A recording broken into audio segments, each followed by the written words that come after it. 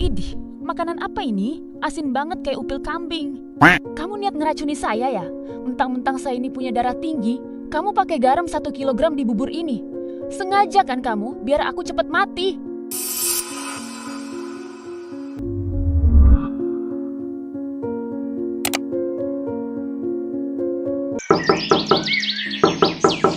Woi Titin, udah jam berapa ini? Kok masih enak-enakan di kamar? Cepet bangun. Iya Bu, sebentar. Kamu ini kerjanya tidur terus. Suaminya lo capek-capek kerja, istrinya malah asik leha-leha. Hadeh, gini nih kalau punya menantu Gen Z. Ya ampun, kepala keliengan banget gara-gara semalam gak bisa tidur. Emangnya ini jam berapa sih? Kok tumben Mas Burhan udah bangun? Ya ampun, masih jam 7 Ibu udah teriak-teriak aja. Dek, kamu udah bangun? Iya nih Mas, tapi kepala masih keliengan banget gara-gara semalam gak bisa tidur. Ya udah, kamu tidur lagi aja, Dek. Masih pagi ini. Duh Mas, tadi aja Ibu udah ngomel-ngomel. Aku mau bantuin Ibu masak dulu ya. Halah, palingan ibu udah selesai masak, Dek. Ya siapa tahu ada kerjaan lain yang perlu diberesin.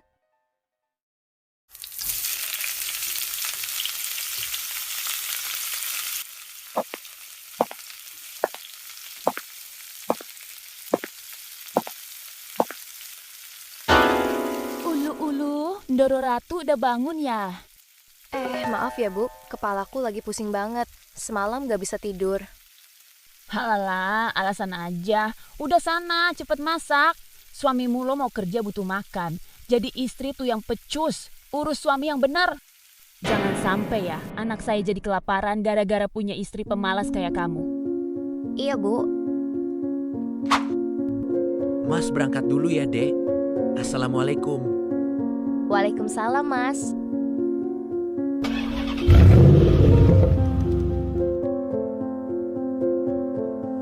Aduh, jadi istri zaman sekarang tuh enak banget ya. Apa-apa mesti dilayani. Padahal loh, ngasih anak aja gak bisa. Emangnya istri Mas Burhan gak bisa kasih anak ya Bu? Dia itu loh mandul ya. Mana bisa kasih saya cucu. Coba saja Burhan manut sama ibu. Sekarang pasti dia udah hidup enak. Nikah sama kamu yang udah jelas bibit dan bobotnya. Ibu bisa aja deh. Dia itu ya, selain gak bisa kasih anak, kerjaannya cuma gelundang-gelundung di kasur tok. Malesan banget pokoknya. Duh, kok kayak gitu banget sih istrinya Mas Burhan? Ibu tuh pengen banget kamu jadi menantu ibu. Tapi si Burhan udah terlanjur diguna-guna sama si Titin pakai pelet Gunung Kawi. Makanya dia pilih si Titin yang mukanya kayak pinggiran rawa itu daripada kamu. Astagfirullah Bu, itu namanya fitnah. Titin gak pernah pelet Mas Burhan Bu. Kita menikah emang murni saling cinta. Alah, cinta-cinta. Anak saya memang kamu pelet. Buktinya sekarang dia sering ngebantah sama saya. Malam harinya, Burhan berniat mengajak Titin untuk dinner di restoran. Ia ingin menyempatkan waktu karena Burhan selalu sibuk kerja. Duh Mas, aku udah gak sabar banget nih mau makan berdua sama kamu. Iya, Dek. Mas juga. Jadi inget zaman pacaran ya Mas? Anggap aja kita lagi mau ngedate. Loh, mau kemana kalian malam-malam? Kita mau makan di luar, Bu. Sesekali. Heleh, ngapain makan di luar, bikin boros aja. Ibu lo udah masak banyak tadi sore. Sesekali aja, Bu. Kasian si Titin gak pernah diajak healing. Halah, istri gak bisa kasih anak aja disayang-sayang. Mending kamu sama si Ria mantan kamu aja. Udah jelas dia pasti bisa kasih anak. Mau kamu boros-boros sama dia pun ibu tetap ikhlas. Ibu ini apa-apaan sih? Bisa-bisanya ibu ngomong kayak gitu di depan istriku. Loh, kamu kok malah marahin ibu sih? Udah berani ngelawan ya kamu sekarang? Udah yuk, Dek. Kita berangkat sekarang. Entar keburu malam.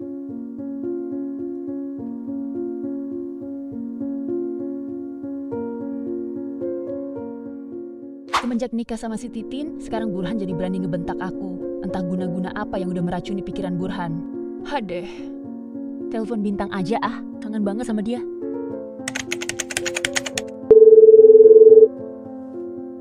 Halo anakku, apa kabar?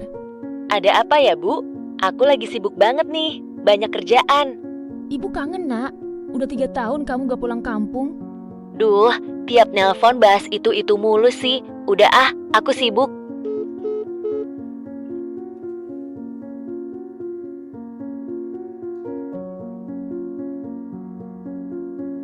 Pulang yuk mas, kasihan ibu, pasti kesepian di rumah. Ya ampun, istriku baik banget sih. Nggak salah aku pilih kamu jadi pendampingku. Udah cantik, baik, sayang sama mertua lagi. Ih, jangan genit-genit gitu atuh mas, malu tahu dilihat banyak orang. Genit sama istri sendiri halal banget tahu, Dek. Hehehe.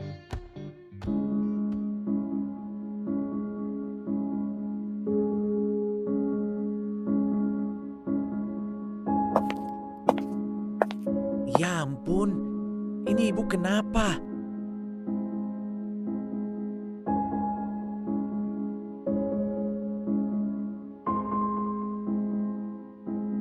Dek, kata dokter tadi, kayaknya ibu kena stroke ringan gara-gara jatuh di lantai tadi.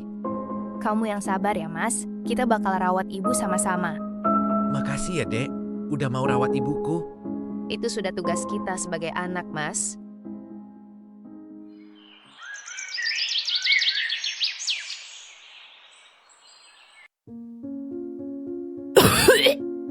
Idih, makanan apa ini? Asin banget kayak upil kambing. Kamu niat ngeracuni saya ya? Mentang-mentang saya ini punya darah tinggi, kamu pakai garam 1 kilogram di bubur ini.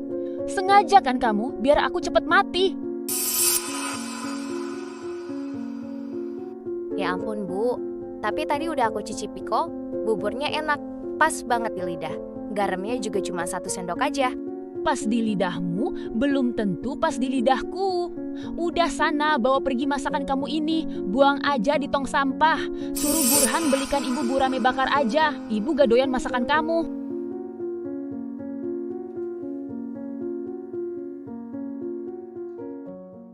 Inilah 6 sifat mertua yang merusak rumah tangga anaknya. Pertama, suka gibah dan membuka aib menantu. Kedua, sering membandingkan dengan menantu lainnya atau orang lain. Ketiga, cemburu jika anaknya lebih mementingkan pasangannya. Astagfirullah. Apa selama ini aku sudah keterlaluan ya sama Titin?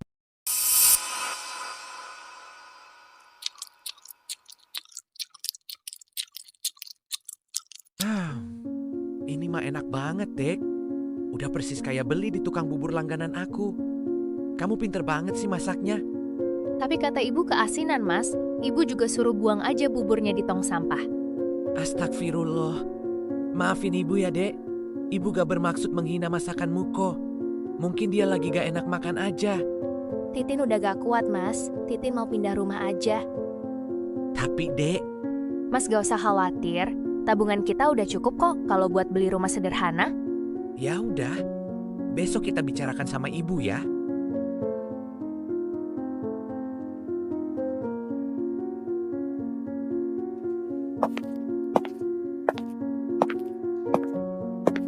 Loh, kalian mau kemana? Burhan udah putuskan. Kita mau pindah rumah, Bu.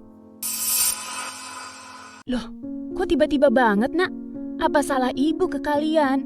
Kenapa kalian tega mau tinggalin ibu? Ibu gak salah apa-apa kok, tapi emang kita aja yang masih kurang baik dalam merawat ibu. Daripada Titin selalu bikin masalah di rumah ini, lebih baik Titin sama Mas Burhan pindah rumah aja. Kita juga bakal sering nengokin ibu kok. Ya ampun, Tin. Ibu sebagai mertua minta maaf ya. Ibu emang udah keterlaluan sama kamu. Bu, kita sama-sama perbaiki diri ya. Aku udah maafin ibu kok. Akhirnya, Bu Suketi menyadari bahwa apa yang ia lakukan terhadap menantunya adalah suatu kesalahan. Kini, Bu Suketi dan menantunya kembali rukun dan hidup bersama lagi.